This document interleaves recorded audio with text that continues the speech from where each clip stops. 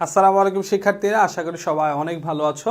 তো অধ্যায় 13 জীবের পরিবেশ, এই অধ্যায়ের উপর লেকচার 3তে তোমাকে স্বাগত জানাচ্ছি। এর আগে আমরা আরও 2টা লেকচার কমপ্লিট করেছি, যেখানে হচ্ছে বাস্তুতন্ত্র, বাস্তুতন্ত্রের উপাদান, তারপর হচ্ছে আদর্শ বাস্তুতন্ত্র, তারপরে হচ্ছে খাদ্য শিকল, খাদ্য জাল, পুষ্টি প্রবাহ, শক্তি প্রবাহের সাথে ট্রফিক লেভেলের সম্পর্ক, এই বিষয়গুলো আমরা বিস্তারিত আলোচনা করেছি। তো আজকে লেকচার 3তে যে বিষয়গুলো আলোচনা করা হবে সেটা হচ্ছে এই যে উদ্ভিদ এবং প্রাণীর মধ্যে যে আন্তঃসম্পর্ক গড়ে ওঠে, এরকম ধনাত্মক আন্তঃক্রিয়া এবং ঋণাত্মক আন্তঃক্রিয়া। ধনাত্মক আন্তঃক্রিয়ার মধ্যে আছে দুই ধরনের, একটা হচ্ছে মিউচুয়ালিজম এবং কমেন্সালিজম। ঋণাত্মক আন্তঃক্রিয়া আবার 3 ধরনের হয়: শোষণ, প্রতিযোগিতা এবং অ্যান্টিবায়োসিস। এবং সর্বশেষ যে বিষয়টা নিয়ে আলোচনা করা হবে সেটা হচ্ছে পরিবেশ সংরক্ষণের গুরুত্ব এবং পদ্ধতি। তো আশা করি আজকের ক্লাসটাও খুবই সুন্দর একটা ক্লাস হতে যাচ্ছে ইনশাল্লাহ। প্রত্যেকটা টপিক আমরা একটু বুঝে বুঝে সমাধান করার চেষ্টা করব ইনশাল্লাহ। তো প্রথমে আমরা একটু বোঝার চেষ্টা করি যে একটা বাস্তুতন্ত্রের মধ্যে বা একটা পরিবেশের মধ্যে আসলে প্রত্যেকটা জীব একটা আর একটার সাথে সম্পর্কিত। একটা বাস্তুতন্ত্রের মধ্যে যতগুলা জীব থাকে কেউই আসলে মূলত স্বাধীন না। তো আমাকে দেখে মনে হইতে পারে যে হয়তো একটা উদ্ভিদ, সে হয়তো স্বাধীন, কিন্তু আমরা যদি একটু ভালোভাবে খেয়াল করি সে কিন্তু পুরাপুরি স্বাধীন না। যেমন সে উদ্ভিদের মধ্যে প্রতিনিয়ত সালোক সংশ্লেষণ হচ্ছে, তো সালোক সংশ্লেষণের জন্য কি দরকার? কার্বন ডাইঅক্সাইড দরকার, আবার পানি দরকার। তার মানে উদ্ভিদ কি পানির ওপর নির্ভরশীল, আবার সে কার্বন ডাইঅক্সাইডের উপর নির্ভরশীল। তো কার্বন ডাইঅক্সাইড আসবে কোথায় থেকে? কারণ এই যে আমরা যখন শ্বাস ত্যাগ করি তখন কার্বন ডাইঅক্সাইড ত্যাগ করি, যে প্রাণীরা যে শ্বাস ত্যাগ করে কার্বন ডাইঅক্সাইড ত্যাগ করে, সেই কার্বন ডাইঅক্সাইডটা উদ্ভিদ নিয়ে খাদ্য তৈরি করে। তার মানে উদ্ভিদ প্রাণীর ওপর কার্বন ডাইঅক্সাইডের জন্য নির্ভরশীল। আবার দেখো, এই যে আমরা যে পঞ্চম অধ্যায়ে ম্যাক্রো উপাদান মাইক্রো উপাদান পড়ছি, যে উদ্ভিদের জীবন ধারণের জন্য অনেকগুলা পুষ্টি উপাদান বা খনিজ লবণ প্রয়োজন হয়, যেটা মাটি থেকে বা কোনোভাবে উদ্ভিদ হলো সংগ্রহ করে। যেমন নাইট্রোজেন প্রয়োজন, তারপরে হচ্ছে সোডিয়াম, পটাশিয়াম, ম্যাগনেসিয়াম, ক্যালসিয়াম, বিভিন্ন ধরনের আয়ন প্রয়োজন। তো এগুলো উদ্ভিদ মাটি থেকে ওই যে খনিজ উপাদান থেকে সংগ্রহ করে। তো উদ্ভিদ কিন্তু ওই খনিজ উপাদানগুলোর উপরও নির্ভরশীল, ঠিক আছে। আবার উদ্ভিদের মধ্যে যেমন ধরো পরাগায়ন হবে, তো উদ্ভিদ তো নিজে নিজে পরাগায়ন করতে পারে না। একটা মৌমাছি হয়তো মধু খেতে আসে, একটা প্রজাপতি আসা এক ফুল থেকে যখন অন্য ফুলে যায় তখন এই প্রজাপতির মাধ্যমে বা কীটপতঙ্গের মাধ্যমে তার পরাগায়নটা সম্পূর্ণ হয়। সো এখানে কয়েকটা বিষয় তোমাকে মাথায় রাখতে হবে। শুধু যে উদ্ভিদই সবার উপর নির্ভরশীল এরকম না, প্রত্যেকটা প্রাণী জীবন ধারণের জন্য, মানুষ, গরু, ছাগল, ভেড়া বা একটা সাপ, ব্যাঙ যা আছে, প্রত্যেকেই উদ্ভিদ বা প্রাণী সবার সাথে একটা সম্পর্ক আছে, ঠিক আছে, সম্পর্কের মাধ্যমে বসবাস করতেছে। তো এই যে উদ্ভিদ এবং প্রাণীর মধ্যে যে আন্তঃসম্পর্ক গড়ে ওঠে একটা পরিবেশের মধ্যে, এই আন্তঃসম্পর্কটাকে বলা হয় হচ্ছে সিম্বায়োসিস। কি বলে? সিম্বায়োসিস। তাহলে এই যে সিম্বায়োসিস কি বা সিম্বায়োসিস কাকে বলে, এরকম একটা প্রশ্ন ক নাম্বারে হইতে পারে, খ নাম্বারে হইতে পারে, আবার শর্ট কোশ্চেনও হইতে পারে, যে সিম্বায়োসিস কি, সিম্বায়োসিস কাকে বলে। সিম্বায়োসিসকে যদি আমরা বাংলাতে বলি, বাংলাতে এটাকে বলা হয় হচ্ছে সহাবস্থান। সহাবস্থান। তাহলে সিম্বায়োসিস কি? যে কোনো একটা পরিবেশের মধ্যে বা একটা বাস্তুতন্ত্রের মধ্যে উদ্ভিদ এবং প্রাণীর মধ্যে যে আন্তঃসম্পর্ক বিদ্যমান, এই আন্তঃসম্পর্ককে সিম্বায়োসিস বা সহাবস্থান বলা হয়। সহজ ভাষায় ক নাম্বারে যদি আসে তাহলে শুধু সংজ্ঞা দিব, শেষ। যে সহাবস্থান কি বা সিম্বায়োসিস কি? কোনো পরিবেশে বা কোনো বাস্তুতন্ত্রে উদ্ভিদ এবং প্রাণীর মধ্যে যে আন্তঃসম্পর্ক বিদ্যমান। ভালো ভালো বলতেছি, আবার বলতেছি, যা শুনে মনে রাখার চেষ্টা করো। একটা বাস্তুতন্ত্রের মধ্যে বা একটা পরিবেশের মধ্যে উদ্ভিদ এবং প্রাণীর মধ্যে যে আন্তঃসম্পর্ক বিদ্যমান, এই আন্তঃসম্পর্কটাকে কি বলা হয়? সিম্বায়োসিস বা সহাবস্থান বলা হয়। উদ্ভিদ এবং প্রাণীর মধ্যে যে আন্তঃসম্পর্ক বিদ্যমান। এখানে আরেকটা টার্ম আছে, সেটা হচ্ছে সিম্বায়ন্স।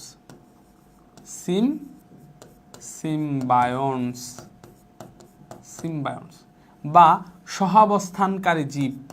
সহাবস্থানকারী জীব এটা কি? এই যে আমরা বললাম যে উদ্ভিদ এবং প্রাণীর মধ্যে যে আন্তঃসম্পর্ক, যেমন ধরো এই যে উদ্ভিদ বলতে ধরো সরিষা গাছ একটা উদ্ভিদ, আবার মৌমাছি একটা প্রাণী। তো সরিষা গাছের সাথে এই মৌমাছির একটা সম্পর্ক আছে। মৌমাছি সরিষা ফুল থেকে যা মধু খায়, আবার যখন এক ফুল থেকে আরেক ফুলে মধু খাইতে যায় তখন সরিষা ফুলের মধ্যে পরাগায়ন ঘটে। তাহলে এই যে আন্তঃসম্পর্ক, এখানে দুইটা জীবের মধ্যে আন্তঃসম্পর্কের কথা বলা হলো, একটা হলো মৌমাছি আর একটা হচ্ছে সরিষা গাছ। তো এই যে মৌমাছি এবং সরিষা গাছ এরা হচ্ছে সহাবস্থানকারী জীব বা এরা হচ্ছে সিম্বায়ন্স। তাইলে যে জীবগুলার মধ্যে সিম্বায়োসিস গড়ে ওঠে, যে জীবগুলার মধ্যে আন্তঃসম্পর্ক গড়ে ওঠে, এই জীবগুলাকে সহাবস্থানকারী জীব বা সিম্বায়ন্স বলা হয়।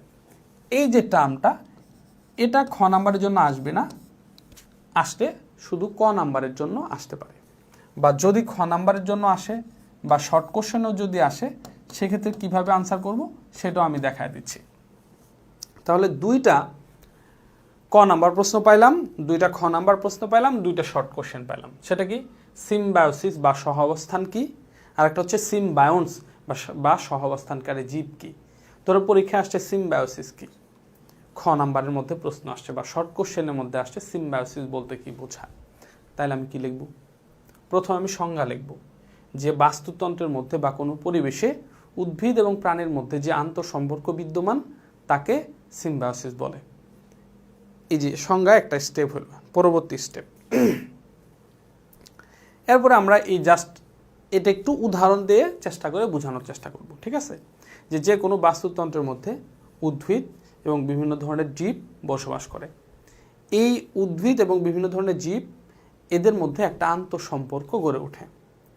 এই যে এদের মধ্যে যে আন্তঃসম্পর্ক গড়ে ওঠে এটি হচ্ছে সিম্বায়োসিস। একটা উদাহরণ দিয়ে দাও, যেমন উদ্ভিদের সাথে এই যে সরিষা ফুল, বা উদ্ভিদের সাথে ছোট মাছ, ছোট মাছের সাথে ব্যাঙ, ব্যাঙের সাথে সাপ, এদের মধ্যে যে আন্তঃসম্পর্ক গড়ে ওঠে এটি হচ্ছে সিম্বায়োসিস, ঠিক আছে?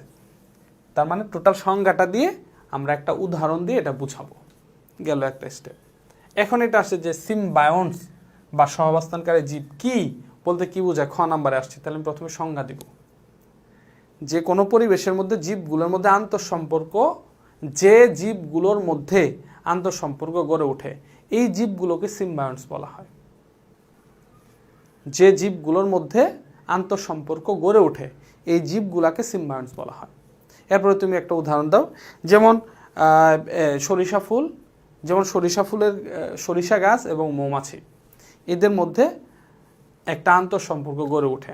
এখানে যেখানে সরিষা ফুল সরিষা গাছে উপকৃত হয়, আবার মৌমাছি হচ্ছে মধু পাওয়ার মাধ্যমে উপকৃত হয়, সরিষা গাছ কি পরাগায়নের মাধ্যমে উপকৃত হয়। এদের মধ্যে একটা আন্তঃসম্পর্ক গড়ে ওঠে।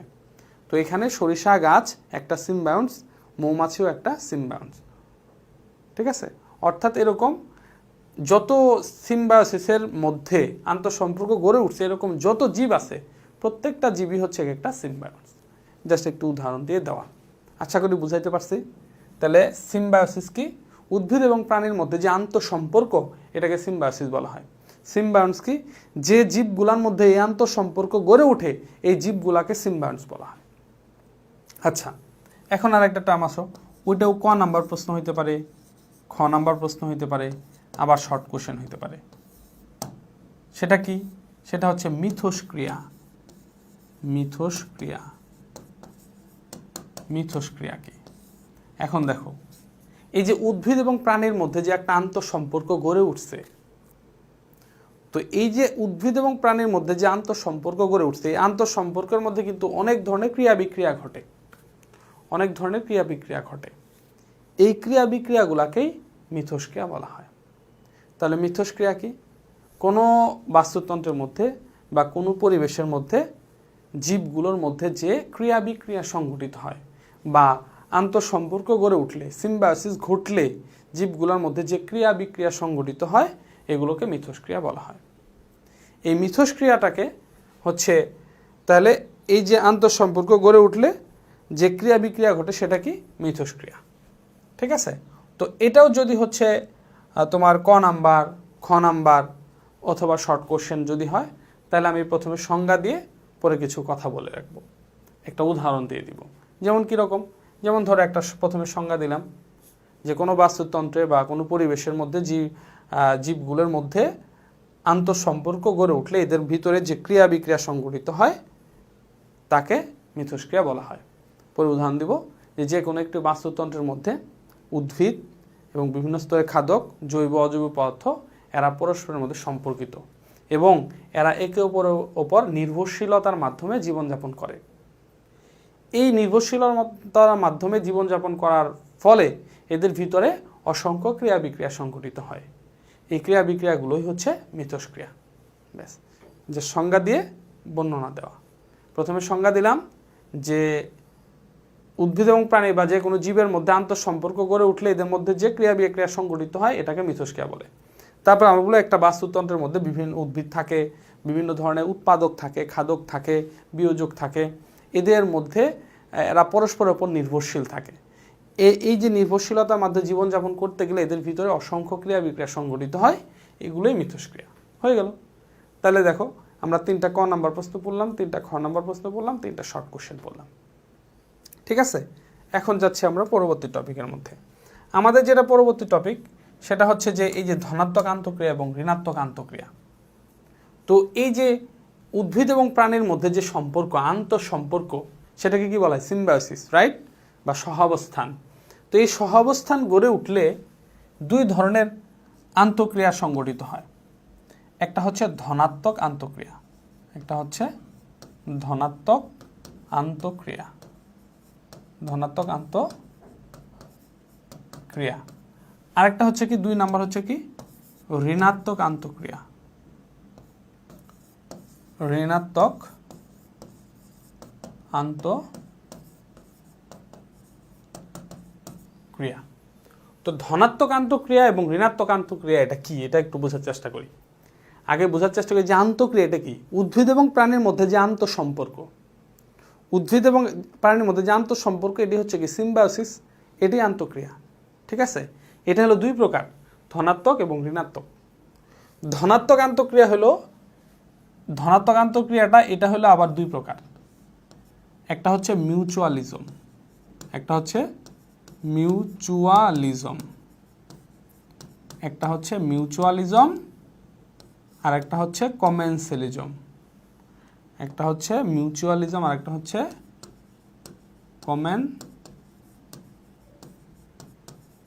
কমেন্সালিজম। তো ধনাত্মক আন্তঃক্রিয়াটা কি? এই যে একটা উদ্ভিদ এবং প্রাণী বা 2টা উদ্ভিদ বা 2টা প্রাণী, এদের মধ্যে যে সম্পর্ক, এই সম্পর্কের মধ্যে যদি সবাই যদি লাভবান হয় বা একজন লাভবান হচ্ছে, অন্যজনের ক্ষতি হচ্ছে না, মানে কারো ক্ষতি বিষয়টা আসবেই না। হয় সবাই উপকৃত হবে অথবা একজনের লাভ হবে কিন্তু অন্যজনের ক্ষতি হবে না, এরকম সম্পর্ক, এটা হলো ধনাত্মক আন্তঃক্রিয়া। যখনই 2টার মধ্যে যে আন্তঃক্রিয়া ঘটতেছে, সম্পর্ক গড়ে উঠছে, কারো একজনের ক্ষতি হচ্ছে, যখনই ক্ষতি হবে তখনই সেটা ধনাত্মক থাকবে না, সেটা ঋণাত্মকের মধ্যে চলে যাবে। তাহলে ঋণাত্মক আন্তঃক্রিয়া যখনই ক্ষতি ঢুকবে, ঋণাত্মক আন্তঃক্রিয়া হচ্ছে 3 প্রকার। ঋণাত্মক আন্তঃক্রিয়া হলো 3 প্রকার। একটা হচ্ছে কি শোষণ, একটা হচ্ছে শোষণ, আর একটা হচ্ছে প্রতিযোগিতা, প্রতিযোগিতা, একটা হলো শোষণ, একটা হলো প্রতিযোগিতা, আর একটা হচ্ছে অ্যান্টিবায়োসিস, অ্যান্টিবায়োসিস।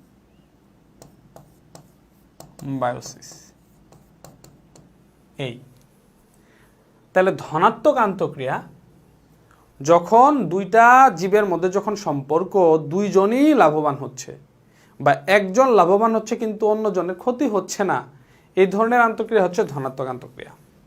আর যখন হয় 2 জনেরই ক্ষতি হবে বা একজনের লাভ হবে আর একজনের ক্ষতি হবে, অথবা হয় 2 জনেরই ক্ষতি হবে অথবা একজনের লাভ হবে আর একজনের ক্ষতি হবে, মানে ক্ষতিটা ঢুকে গেলে সেটা ঋণাত্মক আন্তঃক্রিয়া। তাহলে ধনাত্মক আন্তঃক্রিয়া হলো যদি 2 জনই লাভবান হয়, যদি 2 জনে লাভবান হয় সেই ক্ষেত্রে এটা হবে মিউচুয়ালিজম। মিউচুয়ালিজমের মধ্যে কি 2 জনেরই লাভ।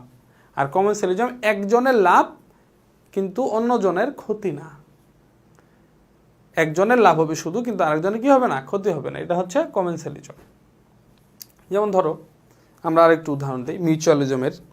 যেমন এই যে একটু আগে আমরা যে উদাহরণটার কথা বলছি, কি উদাহরণটার কথা বললাম যে সরিষা গাছ এবং মৌমাছি। এতে কি হয়েছে, মৌমাছির লাভ হয়েছে, সে মধু খাইছে, একটা ফুল থেকে যখন আর একটা ফুলে যায় মধু খাইছে, এই মধু খাওয়ার মাধ্যমে পরাগরেণু এই ফুল থেকে ওইখানে যায় পরাগায়ন সংগঠিত হয়ে গেছে। তো এটা সরিষা ফুলেরও লাভ হয়েছে, আবার কি হয়েছে, সরিষা ফুলেরও লাভ, আবার মৌমাছিরও লাভ। তো এটা দুইজনেরই লাভ হয়েছে, অতএব এটা হচ্ছে মিউচুয়ালিজম। আবার যেমন ধরো ওই যে লাইকেন, শৈবাল এবং ছত্রাকের যে সহাবস্থান, শৈবালেরও লাভ হয়, ছত্রাকেরও লাভ হয়, সেটাও মিউচুয়ালিজম। যখনই দুইজনেরই লাভ হবে, মিউচুয়ালিজম। আবার কমেন্সালিজম করে যখন একজনের লাভ হবে কিন্তু অন্যজনের ক্ষতি হবে না। যেমন অনেক বড় একটা গাছ, ওই গাছের ডালপালের মধ্যে বা হচ্ছে কাণ্ডের শাখার মধ্যে ছোট ছোট শ্যাওলা গড়ে উঠছে বা ছোট ছোট লতা গাছ জন্মাইছে, এতে মূল গাছটার কোনো ক্ষতি হচ্ছে না, কিন্তু ওই ছোট ছোট গাছগুলা লাভবান হচ্ছে, উপকৃত হচ্ছে। ওইটা হচ্ছে কমেন্সালিজম। ঠিক আছে।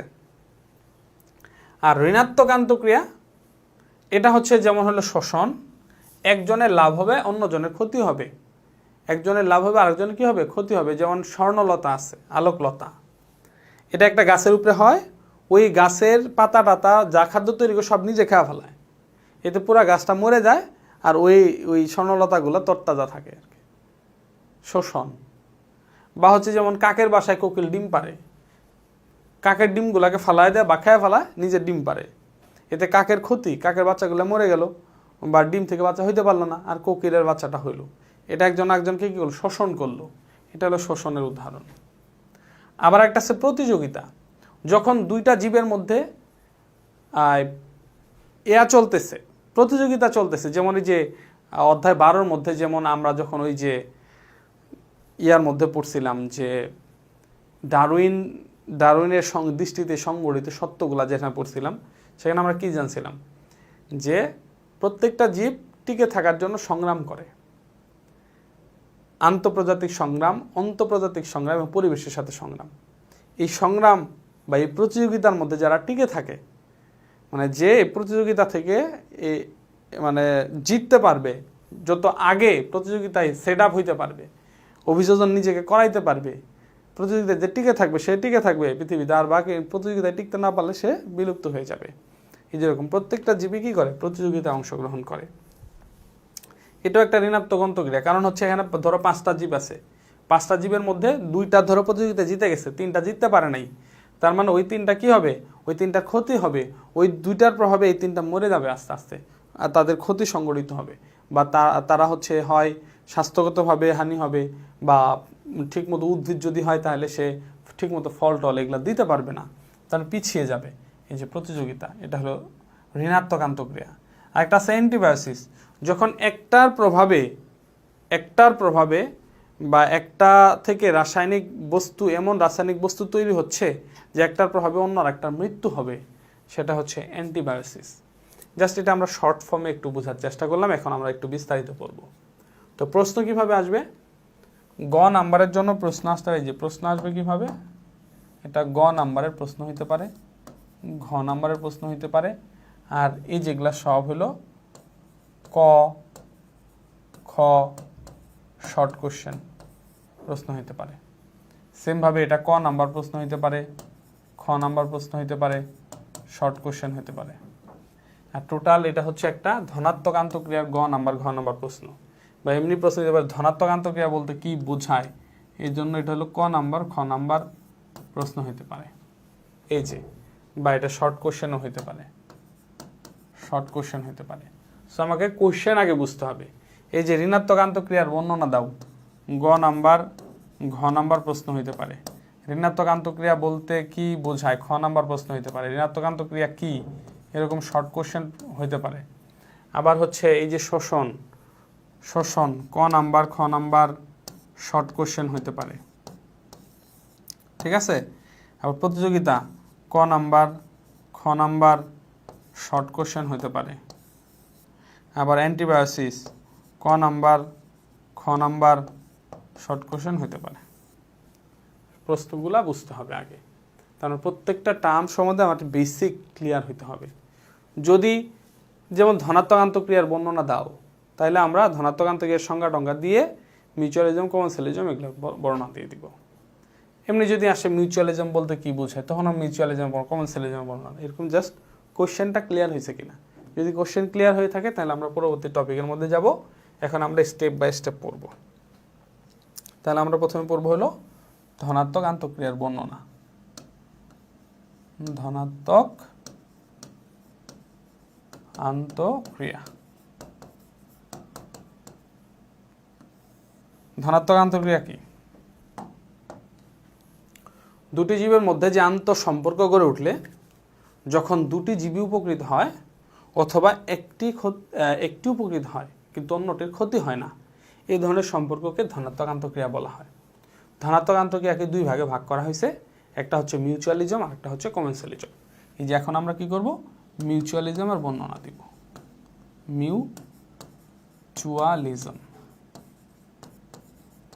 মিউচুয়ালিজম। আচ্ছা, এখন মিউচুয়ালিজমের ক্ষেত্রে মিউচুয়ালিজমের সংজ্ঞা দিব যে কোনো ধনাত্মক আন্তঃক্রিয়ায় দুটি জীব যদি পরস্পর উপকৃত হয়, দুজনই যদি লাভবান হয়, কারো যদি ক্ষতি না হয়, এই ধরনের আন্তঃসম্পর্কগুলোকে মিউচুয়ালিজম বলা হয়। এরপর হচ্ছে আমরা উদাহরণ দিব। তো উদাহরণ কি আসলো, এই যে সরিষা গাছ প্লাস মৌমাছি মিউচুয়ালিজমের উদাহরণ। মিউচুয়ালিজমের আর কি কি উদাহরণ আছে সবগুলা হচ্ছে উদাহরণ আমরা একটু দেওয়ার চেষ্টা করব, যে মিউচুয়ালিজমের মধ্যে কি কি উদাহরণ আছে। যেমন ধরো, আচ্ছা, প্রজাপতি এখানে দিতে পারে, সরিষা মৌমাছি, বা প্রজাপতি ফুল, প্রজাপতি প্লাস ফুল, বা কীটপতঙ্গ আছে, কীটপতঙ্গ প্লাস গাছ, উদ্ভিদ, ফুল, এরকম হইতে পারে, এরকম অনেকগুলো হইতে পারে। তারপরে যেমন হচ্ছে লাইকেন, যেটা এদের আর একটা চমৎকার উদাহরণ হচ্ছে কি, সেটা হচ্ছে লাইকেন। তো এখন লাইকেনটা কি এটা আবার একটু জানা উচিত। লাইকেন হচ্ছে শৈবাল এবং ছত্রাকের সহাবস্থান। শৈবাল এবং ছত্রাকের সহাবস্থান হচ্ছে লাইকেন। তাহলে এখন প্রশ্ন হচ্ছে যে শৈবাল এবং ছত্রাক মানে কি? লাইকেনটা আসলে বুঝলাম না বিষয়টা। এটা হলো শৈবাল এবং ছত্রাকের ভিতরে ফাঁকে শৈবাল প্রবেশ করে কইরা চমৎকার একটা গঠন তৈরি করে, এটাকে লাইকেন বলা হয়। এটা আবার মিউচুয়ালিজমের অন্তর্ভুক্ত, মানে দুইজনের দ্বারা উপকৃত হয়। শৈবাল এর মধ্যে প্লাস্টিক থাকে, এরা নিজের খাদ্য নিজে তৈরি করতে পারে। ছত্রাক এদের কোনো প্লাস্টিক নেই, এরা নিজের খাদ্য নিজে তৈরি করতে পারে না। ঠিক আছে? তো শৈবাল কি করে? ছত্রাককে সাহায্য করে খাদ্য তৈরি করে। শৈবাল খাদ্য তৈরি করে, সেই খাদ্যটা আবার ছত্রাক গ্রহণ করে। এটা হলো ছত্রাকের লাভ। আর শৈবালের লাভ কি? শৈবাল তো লেতানো, ভেসে থাকে, কাউকে আঁকড়ে ধরে বাঁচতে চায়। যেমন ধরো আমি যদি শিমের গাছ লাগাই বা লাউ গাছ লাগাই, ওই লাউ গাছটা কিন্তু মাটিতে এমনি হবে না, তাকে একটা ঝান্ডি দিয়ে দিতে হবে, কিছু বাঁশ টাস দিয়ে একটা জাংলা করে দিতে হবে, ওইটার ভিতরে সে আঁকড়ে ধরে উপরে উঠবে এবং বড় হইতে থাকবে। রাইট?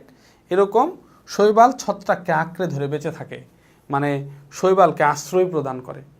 এবং ছত্রাক তো শোষণের মাধ্যমে খাদ্য গ্রহণ করে। ছত্রাক কি করে? মাটি থেকে শোষণ প্রক্রিয়ার মাধ্যমে পানি উত্তোলন করে এবং খনিজ উপাদান উত্তোলন করে। এই পানি এবং খনিজ উপাদানগুলা নিয়ে আবার শৈবাল কি করে? খাদ্য তৈরি করে। তো ছত্রাক শৈবালকে আশ্রয় প্রদান করে, পানি এবং খনিজ লবণ সরবরাহ করে, আর বিনিময়ে হচ্ছে শৈবাল ছত্রাককে খাদ্য প্রদান করে সাহায্য করে। এভাবে দুইজনে উপকৃত হওয়ার মাধ্যমে যেহেতু এখানে দুইজনে উপকৃত হয়, অতএব এটা মিউচুয়ালিজমের অন্তর্গত। তাহলে দেখো, এখান থেকে জাস্ট কোশ্চেনটা বোঝার চেষ্টা করো। এখান থেকে কোশ্চেন হইতে পারে যে লাইকেন মিউচুয়ালিজমের অন্তর্ভুক্ত কেন? খ নাম্বারের একটা প্রশ্ন দিতে পারে। আবার এমনিতে একটা ক নাম্বার প্রশ্ন দিতে পারে যে লাইকেন কাকে বলে। তাহলে লাইকেন কাকে বলে? শৈবাল এবং ছত্রাকের সহাবস্থানকে লাইকেন বলা হয়। আর লাইকেনকে মিউচুয়ালিজমের অন্তর্ভুক্ত বলা হয় কেন? তা আমরা প্রথমেই বলবো কি, দুইটা সহাবস্থানকারী জীব যদি উভয়ে উপকৃত হয় তখন তাকে মিউচুয়ালিজম বলা হয়। এরপরে আমরা লাইকেনের সংজ্ঞা দিব যে শৈবাল এবং ছত্রাকের সহাবস্থানকে লাইকেন বলা হয়। লাইকেনের ভিতরে শৈবাল এবং ছত্রাক উভয়ের মাধ্যমে উপকৃত হয়। শৈবাল ছত্রাককে খাদ্য প্রদানের মাধ্যমে হচ্ছে ছত্রাক শৈবালের কাছ থেকে খাদ্য নেওয়ার মাধ্যমে উপকৃত হয় এবং হচ্ছে ছত্রাক শৈবালকে আশ্রয় এবং পানি এবং পুষ্টি সরবরাহের মাধ্যমে শৈবাল উপকৃত হয়।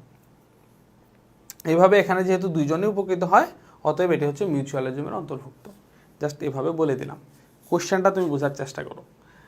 আচ্ছা, তো এটা গেল একটা মিউচুয়ালিজমের উদাহরণ। এরকম কিন্তু আরও অসংখ্য উদাহরণ আমরা দিতে পারি। যেমন আরেকটা চমৎকার উদাহরণ যেটা আছে সেটা হচ্ছে ওই যে এটা বেশিরভাগ অনেক ক্ষেত্রে পরীক্ষার মধ্যে আসে।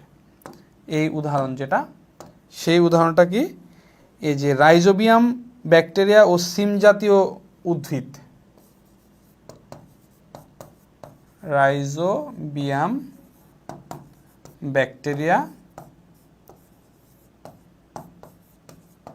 ব্যাকটেরিয়া প্লাস সিম জাতীয় উদ্ভিদ,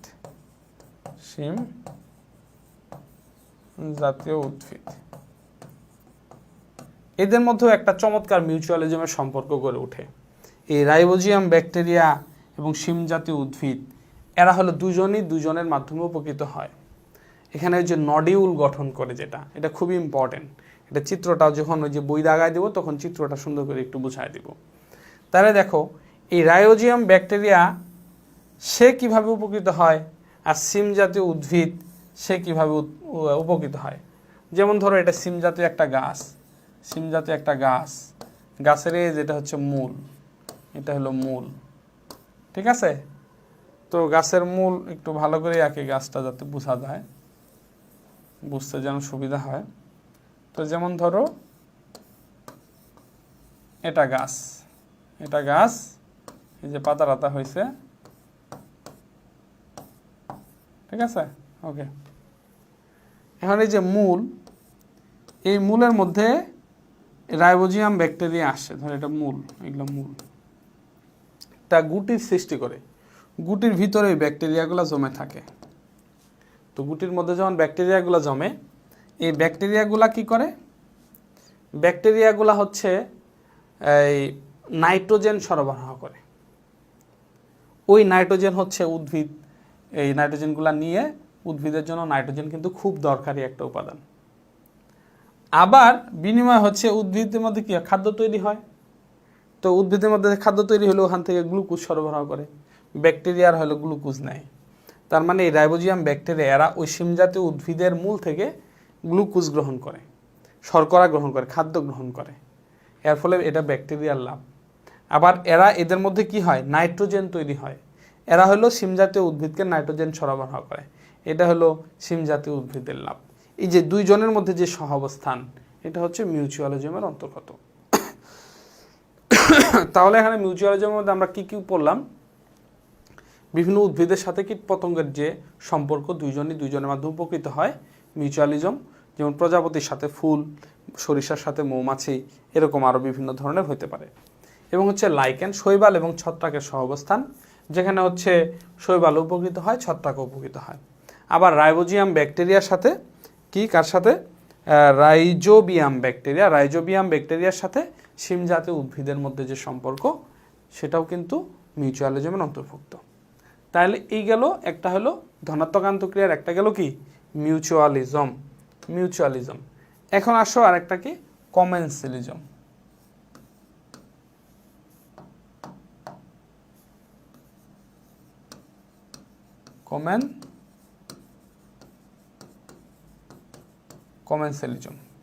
কমেন্সালিজম কি, যখন একজনের লাভ হবে কিন্তু অন্য জনের ক্ষতি হবে না, সেটা হচ্ছে কমেন্সালিজম। তো কমেন্সালিজমের কি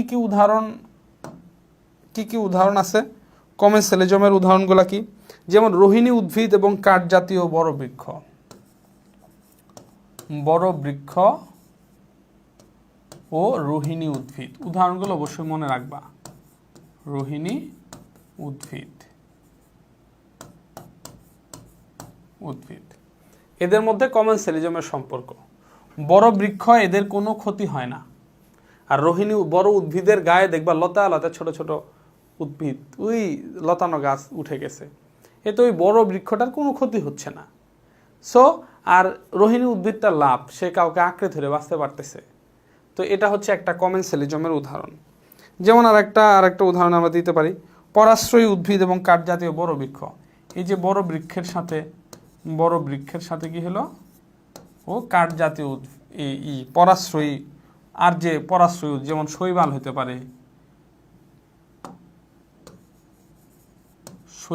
পারে, ছত্রাক হইতে পারে, বা হচ্ছে বিভিন্ন পরাশ্রয়ী উদ্ভিদ হতে পারে, পরাশ্রয়ী উদ্ভিদ। এই যে এগুলা হচ্ছে কি, এগুলা হচ্ছে কমেন্সেলিজম উদাহরণ। বড় বৃক্ষ, এখানে তার কোনো ক্ষতি নাই, তার শরীরের উপরে বাস কইরা শৈবাল বাস করতেছে, অতএব এটা কমেন্সেলিজম। ছত্রাক বাস করতে পারে, উদ্ভিদ বাস করতে পারে, বা এই যে পাখি বাস করতে পারে। ধরো একটা বড় গাছের মধ্যে পাখি বাসা করছে, পাখি বাসা করে পাখি ডিম দিছে, তো এটা পাখির লাভ। একটা বড় গাছের মধ্যে একটা পাখি বাসা করছে, গাছের কি কোনো ক্ষতি হয়েছে? গাছের কোনো ক্ষতি হয়নি। অতএব এটা হচ্ছে কি কমেন্সেলিজমের সম্পর্ক। এরপর হচ্ছে এই যে মোটামুটি এইগুলো হচ্ছে কমেন্সেলিজম। জাস্ট একজনের লাভ হবে কিন্তু অন্য কারো কি হবে না, ক্ষতি হবে না। তো আমরা জাস্ট কমেন্সেলিজমের সংজ্ঞা দিয়ে উদাহরণগুলো দিয়ে দিব। তাহলে দেখো, এই যে একটা গ নাম্বার প্রশ্ন পড়ে ফেললাম, বা একটা ঘ নাম্বার প্রশ্ন পড়ে ফেললাম যে ধনাত্মক আন্তঃক্রিয়ার বর্ণনা দাও। তাহলে ধনাত্মক আন্তঃক্রিয়া আমরা প্রথমে সংজ্ঞা দিব, যখন সহাবস্থানকারী জীব দুটি উপকৃত হয় অথবা একটি উপকৃত হয়, অন্য কারো ক্ষতি হয় না, সেটি হলো ধনাত্মক আন্তঃক্রিয়া। এটি দুই ধরনের হয়, মিউচুয়ালিজম এবং কমেন্সেলিজম। এরপর মিউচুয়ালিজম দিব যখন দুটি জীবই হচ্ছে উপকৃত হয়, লাভবান হয়, সেটা হলো মিউচুয়ালিজম। এরপরে বিভিন্ন এই যে উদাহরণগুলো দিয়ে দিব। তারপর হচ্ছে কমেন্সেলিজম দিয়ে পয়েন্ট দিব যে যখন একটি জীব উপকৃত হয় কিন্তু অন্য কারো ক্ষতি হয় না, তখন সেটাকে কমেন্সেলিজম বলা হয়। যেমন বড় বৃক্ষ রোহিণী উদ্ভিদ, তারপর বড় বৃক্ষ শৈবাল, ছত্রাক, পরাশ্রয়ী উদ্ভিদ, পাখি, এই যেগুলোর মধ্যে দিয়ে দিলাম। ক্লিয়ার হয়েছে? একেবারে ক্লিয়ার, পানি পান্তা। এখন যদি একটু রিডিং পড়ো হয়ে যাবে।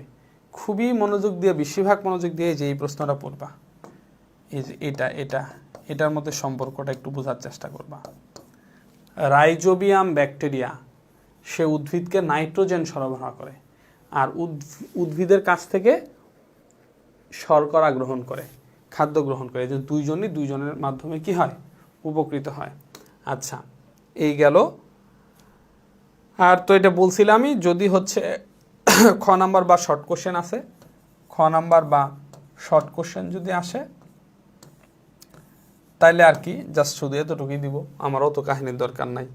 যদি খ নাম্বার বা শর্ট কোশ্চেন আসে, তাহলে আমি হচ্ছে যে এই যে এতটুকুই দিব, আর বিস্তারিত কাহিনী আমার দরকার নাই। এখন আসে হচ্ছে ঋণাত্মক আন্তঃক্রিয়া। ঋণাত্মক আন্তঃক্রিয়া। তো ঋণাত্মক আন্তঃক্রিয়া যখন কি হবে, দুটো সহাবস্থানকারী জীব হয় উভয়েরই ক্ষতি হবে, অথবা একজনের ক্ষতি হবে অন্যজনের লাভ হবে। হ্যাঁ, এরকম সম্পর্ক যদি হয় তাহলে সেটা হচ্ছে কি ঋণাত্মক আন্তঃক্রিয়া। কয় প্রকার? প্রথম একটা হচ্ছে কি শোষণ।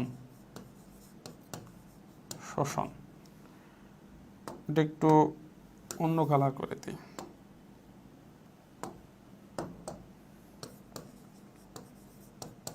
শোষণটা কি? শোষণ থেকে যে বিষয়টা মাথায় রাখতে হবে, যেমন হস্টোরিয়া কি, যেমন ধরো শোষণের উদাহরণ কি, স্বর্ণলতা ও উদ্ভিদ, এটা হলো শোষণের উদাহরণ। তারপর শোষণের উদাহরণ কি, যেমন হচ্ছে কি বলে, যেমন কাক ও কোকিল, শোষণ। এখন শোষণ কোনটা? একটা আর একটাকে শোষণ করবে, ঠিক আছে? একজনের লাভ হবে, একজনের ক্ষতি হবে, একজনের প্রভাবে আরেকজনের ক্ষতি হবে। যেমন কাক কি করে, নিজের বাসায় ডিম পারে, কিন্তু কোকিল নিজে বাসা বানাইতে পারে না। এই কি করে, যে কাক বা অন্য কোনো পাখির বাসায় যায় ডিম পারে, আর ওই পাখির যে ডিম আছে ওটাকে খাওয়া ফেলায়, বা ওই বাসা থেকে ডিমটাকে ফালাই দিব, বা খাওয়া ফেলাবো, নিজে ওখানে ডিম পারবো। এখন ওই কাক আইসা কোকিলের বাচ্চা ফুটাইব, তো এতে কি হলো, কাকের লস হলো, কাকের ডিম ফুটলো না, কাকের বাচ্চা বড় হইতে পারলো না, আর কোকিল যায় কোকিলের লাভ হইল, যে কোনো ধরনের বাসা বাসা বানানো ছাড়া ডিম পেড়ে দিল। তো এটা হলো কি হলো, একজনের লাভ আরেকজনের ক্ষতি।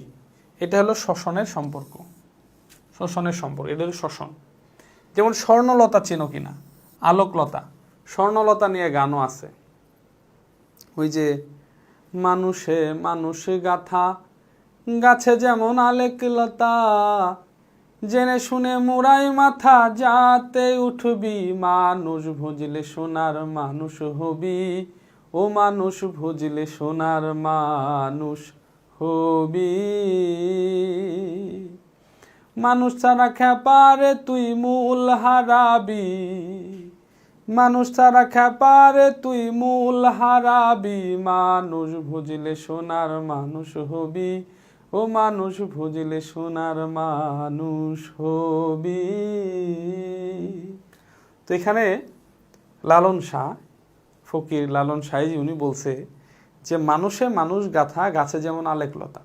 এই যে আলেকলতা কথাটা আসছে, আমাদের টপিক আসছে স্বর্ণলতা, এই জন্য গানটা একটু গাইলাম। তো এই যে আলেকলতা বা আলোকলতা বা স্বর্ণলতা, এইটা কি? এইটা হলো যেমন ধরো এই যে একটা গাছ আছে, যে গাছের ডাল, অনেক গাছের পাতা, ঠিক আছে, ধরো একটা গাছের অনেক পাতা, একটা ঝোপ বান্ধা আছে একটা গাছ, অনেক পাতা। তো আলেকলতা এই গাছের পাতাগুলার মধ্যে, এই যে গাছের উপরে দিয়ে বিভিন্ন লতা এই পাতা এইগুলো অবস্থান করে, পাতাগুলার উপরে এই আলেকলতা অবস্থান করে। তো গাছের তো কি থাকে, গাছের তো শিকড় থাকে, এটা মাটির সাথে যুক্ত থাকে, রাইট? ধরো মাটির সাথে যুক্ত আছে, একটা টব বানানোর চেষ্টা করলাম আর কি। এখন গাছ কি করে, মাটির সাথে যুক্ত আছে, মাটি থেকে সে পানি, খনিজ লবণ এগুলো সংগ্রহ করে, কার্বন ডাইঅক্সাইড, সূর্য আলোর সাহায্যে সে খাদ্য তৈরি করে। তো খাদ্য তৈরি করার পর সে খাদ্যটা গ্রহণ করবে না, পাতার মধ্যে খাদ্য তৈরি হয়েছে। এই আলেকলতা এগুলার আবার কোনো শিকড় নাই, এগুলা জাস্ট লতা, ওই পাতায় পাতায় ঘুরে।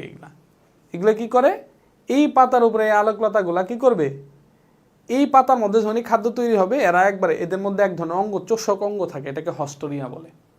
এক ধরনের চোষক অঙ্গ থাকে, এটা কি বলে, হস্টোরিয়া বলে। এই হস্টোরিয়া দ্বারা ওই পাতার মধ্যে তৈরিকৃত খাদ্যগুলা নিজেরা শোষণ করে খেয়া ফেলায়, এরা নাদুস নুদুস হয়। আর এই গাছ হচ্ছে খাদ্যের অভাবে আস্তে আস্তে গাছটা এক সময় পাতাগুলো মরে যায়। তাইলে এখানে বলা হয়েছে কি, এই যে একটা পাতার উপরে দিয়ে অনেকগুলা লতা আছে, আর এই লতাগুলার কাজ হচ্ছে কি, ওই পাতাটাকে শোষণ করা। এতে পাতা মরে যাচ্ছে আর লতাগুলা নাদুস নুদুস হচ্ছে, ঠিক আছে? এই যে লতাগুলা, এগুলাকে স্বর্ণলতা বলা হয় বা আলেকলতা বলা হয়। তাইলে এবং এদের একটা ওই যে চোষক অঙ্গ থাকে, ওই চোষক অঙ্গ দিয়ে শুষে নিয়ে নেয়, ঠিক আছে? তো এই যে স্বর্ণলতার সাথে যে উদ্ভিদের যে সম্পর্ক, এটাকে বলা হয় হচ্ছে শোষণ। কারণ এখানে স্বর্ণলতা লাভবান হয়, সে হচ্ছে কি হয়, তার লাভ হয়, আর উদ্ভিদের কি হয়, ক্ষতি হয়। এই যে একজনের লাভ হয়, একজনের ক্ষতি হয়, এই জন্য এটা শোষণ। এখানে কোকিলের লাভ হয়, আর কাকের ক্ষতি হয়, এই জন্য শোষণ। যখনই একজনের লাভ হবে, একজনের প্রভাবে অন্যজনের ক্ষতি হবে, সেটা হচ্ছে শোষণের মধ্যে চলে যাবে, ঠিক আছে? এরকম আরও যত উদাহরণ আছে মাথায় আনতে পারো। যখন একজনের মাধ্যমে অন্যজনের ক্ষতি হবে, এই ধরনের সম্পর্কগুলাকে কি বলবে, হচ্ছে শোষণ বলা হবে। তো এটা যদিও শোষণের উদাহরণ, বাট হচ্ছে এখানে লালন সাঁইজি যে গানের যে উদ্দেশ্য ছিল, এটার ব্যাখ্যা খুবই অন্য ধরনের ব্যাখ্যা, দেহতাত্ত্বিক ব্যাখ্যা। ওই ব্যাখ্যার সাথে এটা কখনোই যাবে না। সো তারা লালনবিদ যারা আছে, তারা সেই ব্যাখ্যা দিবে। বাট আমি যা শব্দগতভাবে একটু বলছি আর কি, যেহেতু শব্দটা আসছে, তো অবশ্যই এটার সাথে ওই ব্যাখ্যার কখনো মিলবে না। আচ্ছা, তাহলে হচ্ছে এটা হলো একটা হচ্ছে ঋণাত্মক আন্তঃক্রিয়ার একটা সম্পর্ক দেখলাম, সেটা হলো শোষণ। তো আমরা এখন আরেকটা দেখব, যেমন হচ্ছে প্রতিযোগিতা। প্রতিযোগিতা যেটা, তাহলে একটু ভালো করে দেখো, এই যে আমরা প্রথমেই এই যেখানে বলছিলাম যে প্রতিযোগিতা যেটা, এখানে হচ্ছে ডারউইন, যে আমরা অধ্যায় 12তে যে ডারউইনবাদ পড়ছি, ডারউইনের দৃষ্টিতে যে সংগঠিত কতগুলা সত্য হ্যাঁ আছে, তার ভিতরে কি ছিল, যে সংগ্রাম, বিভিন্ন ধরনের সংগ্রাম ছিল, আন্তঃপ্রজাতিক সংগ্রাম, অন্তঃপ্রজাতিক সংগ্রাম এবং পরিবেশের সাথে সংগ্রাম। এই যে সংগ্রামগুলা হচ্ছে এই প্রতিযোগিতার অন্তর্গত, যে কারা পরিবেশের মধ্যে টিকে থাকবে, প্রত্যেকটা জীব যে যেখান থেকে বাস করতেছে সে সেখান থেকে প্রতিযোগিতা করতেছে। সিম্পলভাবে একটা ক্লাসরুম আমরা দেখাই, যেমন ধরো 100টা স্টুডেন্ট আছে, 100টা স্টুডেন্টের মধ্যে প্রতিযোগিতা হচ্ছে, যারা হলো ভালো মানে 33 উপরে পাইতেছে তারা পাস করতেছে, তারা পরবর্তী স্টেপে আপডেট হচ্ছে। কিন্তু হচ্ছে যে যারা 33 নিচে পাইতেছে, ফেল করতেছে, তারা কিন্তু আর ওদের সাথে যোগ দিতে পারতেছে না, ওরা ওই ক্লাস থেকে হারিয়ে যাচ্ছে। ঠিক আছে, এটা হলো সিস্টেম। তো একটা পরিবেশের মধ্যে যতগুলা জীব আছে প্রত্যেকটাই হচ্ছে বাস করে, প্রত্যেকটাই যে যেখান থেকে চাইতেছে প্রতিযোগিতায় অংশগ্রহণ করতেছে, এবং প্রতিযোগিতা যারা ভালো করতেছে তারা টিকে আছে, যারা খারাপ করতেছে তারা বিলুপ্ত হয়ে যাচ্ছে। এই যে এটা হলো প্রতিযোগিতা। তো এটা কেন ঋণাত্মক আন্তঃক্রিয়ার অন্তর্ভুক্ত কেন? কারণ হলো যেমন ধরো আমার একটা বাগান আছে, আমি বাগানের মধ্যে হচ্ছে 10টা গাছ লাগাইছি। তো 10টা গাছ আমি লাগাইছি, 10টা গাছই খুব ভালোভাবে হওয়ার কথা ছিল, কিন্তু 8টা গাছ খুব ভালো হয়েছে, 2টা গাছ একটু ছোট হয়ে গেছে। এখন দেখা গেছে যে এই 2টা গাছ যে ছোট হয়ে গেছে, আর বাকি 8টা গাছ ওরা যত উপাদান সব বেশি সংগ্রহ করে বড় হচ্ছে, এই 2টা আর উপাদান বেশি সংগ্রহ করতে পারতেছে না। এখন ওই 8টা গাছের ছায়া এটার মধ্যে পড়ে আলো পাচ্ছে না, নিচ থেকে মাটি থেকে ভালোভাবে পানি পাচ্ছে না, কারণ ওরাই সব নিচ্ছে। তাহলে এই যে প্রতিযোগিতা, এই ওরা উপকৃত ঠিকই হচ্ছে, বাট এই 2টার ক্ষতি হচ্ছে, এই 2টা গাছ আস্তে আস্তে ক্ষতিতে পড়ে আস্তে আস্তে মারা যাবে। এই জন্য প্রতিযোগিতা হচ্ছে কি ঋণাত্মক আন্তঃক্রিয়ার অন্তর্গত। যেমন কুকুরের বাচ্চা, 5টা বাচ্চা হয়েছে, 5টা বাচ্চার মধ্যে যে বেশি দুধ খেতে পারবে সে টিকে থাকবে, যে দুধ কম খেতে পারবে সে রোগাক্রান্ত হবে, খাদ্যের অভাবে মারা যাবে। তো 5টা বাচ্চার মধ্যে 5টা বাচ্চাই তো বড় হয় না, 1টা 2টা থাকে, আর বাকি 3টা 4টা বেশিরভাগগুলো মরে যায়। তাহলে এই 5টা বাচ্চা পরস্পরের মধ্যে প্রতিযোগিতা করে, প্রতিযোগিতা করতে করতে যেটা বেশি দুধ খাইতে পারে সে টিকে থাকে। তার মানে প্রতিযোগিতায় অংশগ্রহণ করলে যে টিকে লাভবান, মানে যে প্রতিযোগিতায় জিতবো সে টিকে থাকবে, আর যে প্রতিযোগিতা হেরে যাবে সে কি হবে, সে রোগাক্রান্ত হবে, তার ক্ষতি হবে, সে একসময় মরেও যায়, চলে পরিবেশ থেকে বিলুপ্ত নিতে পারে। ঠিক আছে, সো এই জন্য প্রতিযোগিতা কি, 5টা কুকুরের বাচ্চার মধ্যে প্রতিযোগিতা চলতেছে, 2টা সবসময় বেশি দুধ খায়, আর 3টা ওদের ক্ষতি হচ্ছে কম দুধ খাওয়ার কারণে, একসময় এগুলো মারা যাবে। সো এই জন্য প্রতিযোগিতা কি ঋণাত্মক আন্তঃক্রিয়ার অন্তর্গত। আচ্ছা, এরপরে দেখো, তার মানে হলো যে একটা পরিবেশের মধ্যে আলো আছে, পানি আছে, বাতাস আছে, অনেক কিছুই আছে, এগুলা ভিতর থেকে যে সবচেয়ে বেশি উপাদান সংগ্রহ করতে পারবে সে টিকে থাকবে, আর যে কম উপাদান সংগ্রহ করতে পারবে সে আস্তে আস্তে বিলুপ্ত হয়ে যাবে, সেটা তার জন্য ক্ষতি। অতএব প্রতিযোগিতা হচ্ছে ঋণাত্মক আন্তঃক্রিয়ার অন্তর্গত। আচ্ছা, এরপরে আরেকটা কি আছে, অ্যান্টিবায়োসিস, এটা খুব ইম্পর্টেন্ট।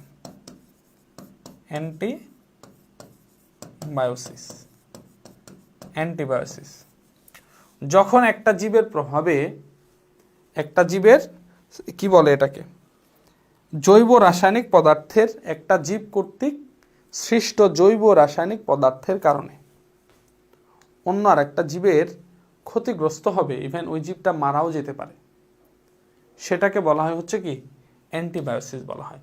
যেহেতু একটা জীবের প্রভাবে আর একটা জীবের ক্ষতি হচ্ছে অথবা সে মারা যাচ্ছে, তাহলে এটা অবশ্যই ঋণাত্মক আন্তঃক্রিয়ার অন্তর্ভুক্ত হবে।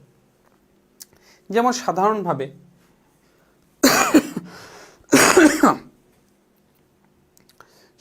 যদি আমরা চিন্তা করি, যেমন ধরো ওই যে কিছু কিছু উদ্ভিদ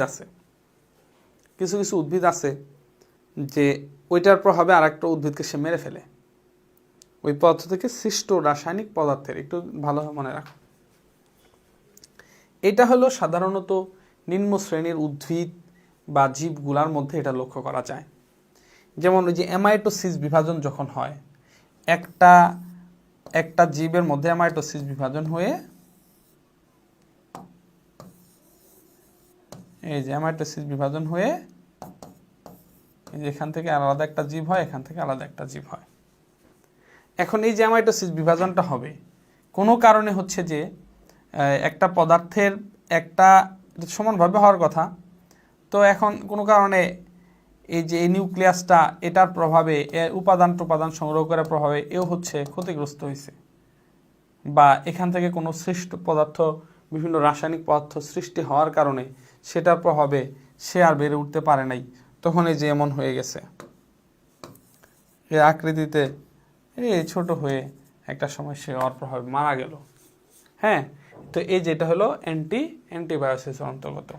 যখন একটা জীবের প্রভাবে, একটা জীব কর্তৃক সৃষ্ট রাসায়নিক পদার্থের প্রভাবে অন্য আর একটা জীব ক্ষতিগ্রস্ত হবে বা ওই জীবটা মারাও যেতে পারে, তখন সেটাকে অ্যান্টিবায়োসিস বলা হয়। ঠিক আছে, যেমন ধরো তুমি কি করলা, এক ধরনের একটা বিষ প্রয়োগ করে কুকুরে মেরে ফেলে, কুকুরে খাওয়াই দিলা, কুকুর মরে গেল, এটাও অ্যান্টিবায়োসিসের অন্তর্গত হবে। কারণ তুমি কি করছো, একটা বিষ বানাইছো, একটা সৃষ্ট রাসায়নিক পদার্থ, সেটাকে দিয়ে তুমি আরেকজনের ক্ষতি করে ফেলছো, অতএব এটা ঋণাত্মক আন্তঃক্রিয়ার অন্তর্ভুক্ত হবে। ঠিক আছে, তাহলে দেখো অ্যান্টিবায়োসিস এটা ইম্পর্টেন্ট ক নাম্বারের জন্য, খ নাম্বারের জন্য, শর্ট কোশ্চেনের জন্য। প্রতিযোগিতা খুব একটা ইম্পর্টেন্ট না, তাহলে যে ঋণাত্মক আন্তঃক্রিয়া গ এবং ঘ নাম্বারের জন্য প্রশ্ন, যদি গ ঘতে ঋণাত্মক আন্তঃক্রিয়া আসে তাহলে আমরা ঋণাত্মক আন্তঃক্রিয়া বলবো যে সহস্থানকারী জীবগুলোর মধ্যে কেউ যদি ক্ষতিগ্রস্ত হয় বা উভয় যদি ক্ষতিগ্রস্ত হয় বা একজনের ক্ষতিগ্রস্ত হয় আরেকজন লাভবান হয়, এরকম যদি হয় তাহলে সেটা হচ্ছে ঋণাত্মক আন্তঃক্রিয়া। এটি তিন ধরনের হয়, শোষণ, প্রতিযোগিতা, অ্যান্টিবায়োসিস, তিনটাই দিয়ে দিব।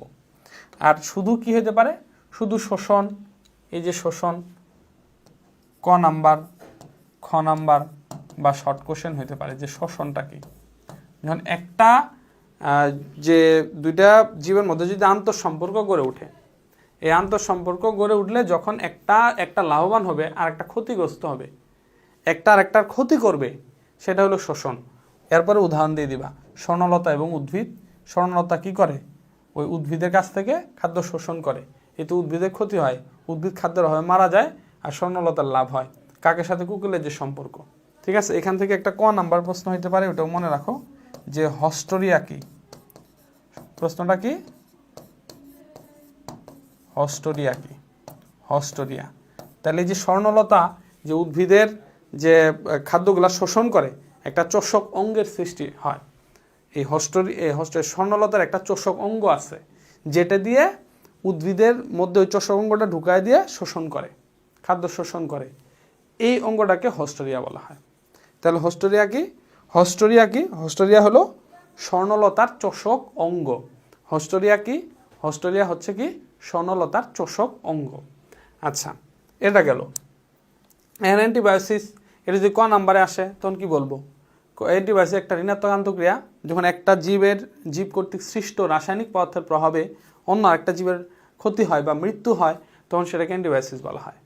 যদি হচ্ছে খ নাম্বারে আসে বা শর্ট কোশ্চেনে আসে, তাহলে আমরা একটু বইয়ের মধ্যে আছে, এটা একটু পড়লে তোমরা বুঝবা যে পেনিসিলিন অ্যান্টিবায়োটিক আবিষ্কারের সময় উনি লক্ষ্য করেন, কালচার প্লেটের মধ্যে লক্ষ্য করেন যে একটা কি বলে যে এর ভিতরে যে ব্যাকটেরিয়াগুলো আছে, ব্যাকটেরিয়াগুলোর একটার কর্তৃক সৃষ্ট রাসায়নিক পদার্থের প্রভাবে অন্য একটা কি হয়, মৃত্যুবরণ বা মরে যাচ্ছে। এই ধরনের এটাকে কি বলা হয়, অ্যান্টিবায়োসিস বলা হয়। তো এই যে অ্যান্টিবায়োটিক যে আবিষ্কার করছে অ্যান্টিবায়োসিস থেকে কিভাবে, যখন এই যে ব্যাকটেরিয়াটা, ধরো এই যে এখানে একটা ব্যাকটেরিয়া সৃষ্টি হচ্ছে, এই ব্যাকটেরিয়া কর্তৃক সৃষ্ট রাসায়নিক পদার্থের প্রভাবে এই ব্যাকটেরিয়া মরে গেছে। তাহলে এটা ব্যাকটেরিয়া মরে গেল, তাহলে আমার শরীরে ব্যাকটেরিয়া দ্বারা আক্রান্ত যে রোগগুলা হচ্ছে, আমি যদি এমন কোনো ব্যাকটেরিয়া যদি আমি গ্রহণ করি যেটা এক ধরনের রাসায়নিক পদার্থ সৃষ্টি করবে, সেটা হলো ওই ব্যাকটেরিয়াকে মেরে ফেলবে। মানে জাস্ট ইমাজিন করো যে ব্যাকটেরিয়া ঘটিত, এটাকে একটা মজার একটা বিষয় আছে। এই যে আমরা যত ব্যাকটেরিয়া ঘটিত যে টিকাগুলা দিই, যেমন কলেরা, ডিপথেরিয়া, হাম, এগুলা টিকা দেয় না, ব্যাকটেরিয়া ঘটিত রোগের যে টিকাগুলা, এগুলা মূলত যেমন কলেরার টিকা যদি দেয়, তা আমার শরীরের মধ্যে কিছু কলেরার জীবাণু আগেই দিয়ে দেয়। ওই কলেরার টিকা মানে কলেরার জীবাণু দিয়ে দিছে। এতে হলো কি হবে, এতে হলো যে আমাকে যখন আবার কলেরা আক্রমণ করবে, এই কলেরা জীবাণুগুলা ওই যে একটা রাসায়নিক পদার্থ নিঃসরণ করবে, কইরা ওই যে একটা জীব কর্তৃক রাসায়নিক পদার্থ নিঃসরণের ফলে যখন আরেকটা জীব ক্ষতিগ্রস্ত হবে বা মৃত্যুবরণ করবে, সেটা হলো অ্যান্টিবায়োসিস। তো এই যে কলেরা জীবাণু যে আমার শরীরে আমার শরীরের মধ্যে ঢুকায় দিছে, এটা এমন কলেরা জীবাণু আমাকে শরীরের মধ্যে দিছে যেটা আমার ক্ষতি করবে না। এখন বিনিময়ে সে কী করবে, আমার শরীরে যদি অন্য কোনো সময় কলেরা দ্বারা আক্রান্ত হয়, কলেরা জীবাণু যদি আমার শরীরে আসে, তখন এটা কি করবে, তার শরীর থেকে এক ধরনের রাসায়নিক পদার্থ নিঃসরণ করবে, সেটার প্রভাবে ওই ক্ষতিকর কলেরা জীবাণুটা মরে যাবে, অ্যান্টিবায়োসিস প্রক্রিয়া হবে। এই যে এটা হলো এই যে কলেরা মানে বিভিন্ন এই যে ভাইরাস বা ব্যাকটেরিয়া ঘটিত রোগের যে টিকাগুলো দেয়, এটা হলো মূল উদ্দেশ্য। ওই জীবাণুটা শরীরের মধ্যে আগেই দিয়ে দেয়, ওই জীবাণুটাকে বিজ্ঞানীরা গবেষণা করে চেঞ্জ করে, বৈশিষ্ট্য চেঞ্জ করে বানাইছে, যেটা হলো ওই জীবাণুকে মারতে পারবে, বাট মানুষের ক্ষতি করতে পারবে না। হ্যাঁ, তার মানে যে কলেরা টিকা দিছে মানে কলেরা জীবাণু আমি আগে নিয়ে নিচ্ছি, এমন একটা কলেরা জীবাণু নিচ্ছি যেটা আমার শরীরে ক্ষতি করবে না। এখন হচ্ছে কি করবে, এই কলেরা যখন আবার কলেরা দ্বারা আক্রান্ত হবে, তখন সে এমন এটার মধ্যে অ্যান্টিবায়োসিস ঘটাবে, সে একটা পদার্থ নিঃসরণ করবে যেটা রাসায়নিক পদার্থের প্রভাবে আর একটা কী হবে, মৃত্যু হবে। এই জন্য অ্যান্টিবায়োটিক উনি এটাই আবিষ্কার করছে, যখন হলো একটা জীব একটা রাসায়নিক পদার্থ নিঃসরণ করতেছে, ওইটার প্রভাবে আর একটা ওই জীবটা মরে যেতেছে গা, আরে তাহলে তো আমরা তো এটাকে কাজে লাগাইতে পারি। এই যে অ্যান্টিবায়োটিক, পেনিসিলিন নিয়ে গবেষণা করে অ্যান্টিবায়োটিক আবিষ্কার করে ফেলছে। ঠিক আছে, সো এই যে জাস্ট একটু ডিটেলস দেওয়া, ইন ডিটেলস একটু বর্ণনা করা যায় ছোটো আকারে। ওকে, তাহলে এই যে আমরা একটা গ নাম্বার এবং ঘ নাম্বার প্রশ্ন পড়ে ফেললাম। জাস্ট কোয়েশ্চেনগুলো যদি বুঝতে পারো তাহলে হচ্ছে আনসার খুব ইজিলি দিতে পারবা ইনশাল্লাহ। তো হচ্ছে আমরা তাইলে হচ্ছে পরবর্তী কোশ্চেনের মধ্যে যাব। তো আমাদের পরবর্তী কোশ্চেন যেটা, পরবর্তী কোশ্চেনটাও একটু বর্ণনামূলক, জাস্ট একটু দুই একবার রিডিং পড়বা, আমি জাস্ট একটু বলে দিমু, তাইলে আজকে আমাদের অধ্যায়টা কমপ্লিট হয়ে যাবে ইনশাল্লাহ। সো আমাদের পরবর্তী কোশ্চেন হচ্ছে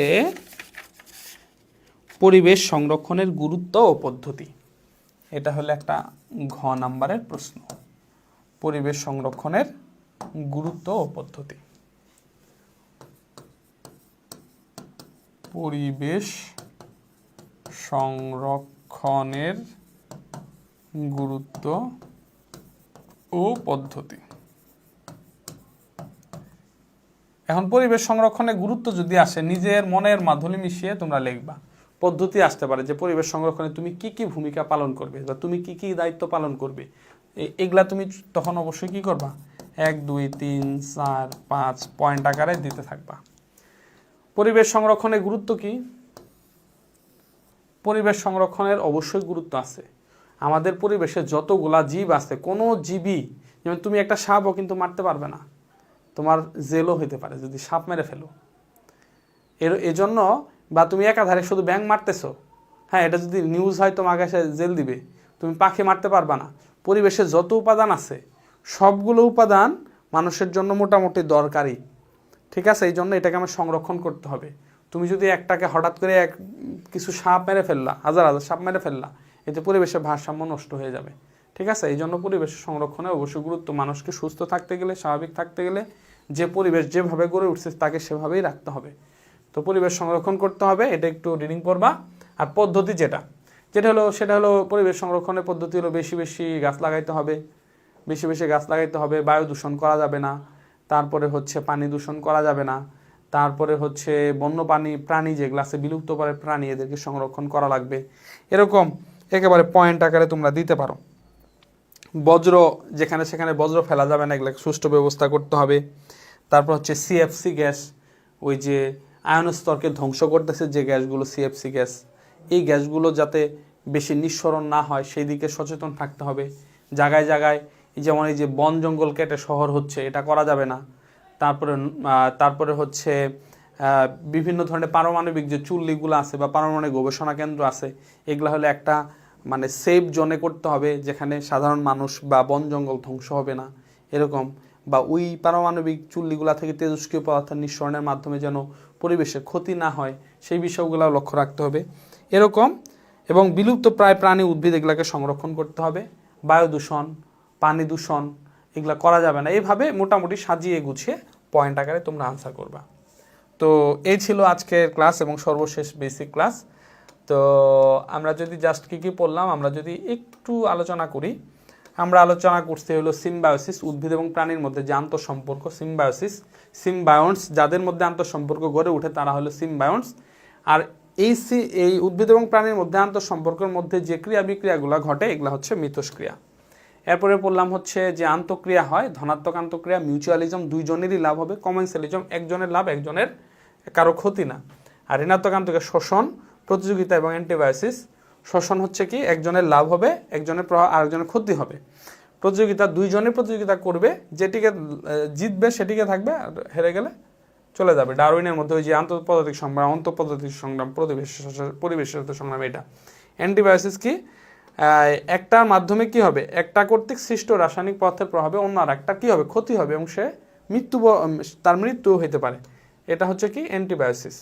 জাস্ট হচ্ছে আমরা মিউচুয়ালিজমের যে উদাহরণগুলা, লাইকেন, তারপর রাইবোজিয়াম ব্যাকটেরিয়া এবং হচ্ছে শিমজাতীয় উদ্ভিদ, তারপর কমেন্সালিজমের যে উদাহরণ যে বড় বৃক্ষ এবং রোহিণী উদ্ভিদ, তারপরে হচ্ছে ধনাত্মক ঋণাত্মক আন্তঃক্রিয়ার মধ্যে যে শোষণ, স্বর্ণলতা এবং উদ্ভিদের মধ্যে যে সম্পর্ক ঋণাত্মক আন্তঃক্রিয়া, কাক ও কোকিলের মধ্যে সম্পর্ক ঋণাত্মক আন্তঃক্রিয়া। অ্যান্টিবায়োসিসের উদাহরণ হচ্ছে ওই যে, তো আমরা এটা বললাম, যারা সর্বপ্রথম হচ্ছে কে লক্ষ্য করছে, আলেকজান্ডার ফ্লেমিং, ঠিক আছে। আলেকজান্ডার ফ্লেমিং কালচার প্লেটের মধ্যে ব্যাকটেরিয়া অ্যান্টিবায়োসিস উনি সর্বপ্রথম লক্ষ্য করেন। অ্যান্টিবায়োসিসটা হচ্ছে কি একটা জীব কর্তৃক সৃষ্ট রাসায়নিক পদার্থের প্রভাবে আর একটা জীবের ক্ষতি হবে বা ওই জীবটার মৃত্যু হতে পারে। আচ্ছা, এরপরে আমরা সর্বশেষ যেটা বললাম পরিবেশ সংরক্ষণের গুরুত্ব এবং পদ্ধতি। তো আশা করি সবগুলা টপিক খুব সুন্দরভাবে বুঝতে পেরেছো, যদি এটা একটা সহজ একটু অধ্যায় ছিল। আর সর্বোপরি চেষ্টা করবা যে এই অধ্যায় থেকে আনসার না করার জন্য, যদি শেষ পর্যন্ত না হয় তাহলে আনসার করবে এবং সবার শেষের দিকে একটু সাজিয়ে গুছিয়ে আনসার করার চেষ্টা করবো ইনশাল্লাহ। তো আজকে এই পর্যন্তই। ভালো থাকো, সুস্থ থাকো। আসসালামু আলাইকুম।